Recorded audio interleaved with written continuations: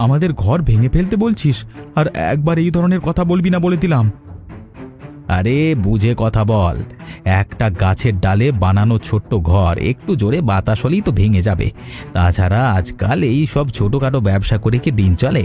আমি তোকে যা টাকা দেব তাতে তোর মেয়ের চিকিৎসা হয়ে যাবে, আর একটা ব্যবসাও করতে পারবি, বুঝলি? বন্ধু হয়ে এতটুকু উপকার তো করতেই পারি। উপকার? অপমান করে যে উপকার করে সে শত্রুর চেয়েও খারাপ। তুই কি ভাবছিস আমি আমার আত্মসম্মান বিক্রি করে মেয়ের চিকিৎসা করাবো? আত্মসম্মান দিয়ে কি চিকিৎসা হবে? টাকা লাগে টাকা। আমি যদি আজকে টাকা না দিই কালকে তোরা না খেয়ে মরবি। শোন মনোজ, আমি গরিব হতে পারি কিন্তু ভিখিরি না। আমার মেয়ে খোঁড়া হতে পারে কিন্তু ওর মন খোঁড়া না। আমরা কষ্ট করে খাই কিন্তু কারোর সামনে মাথা নিচু করি না।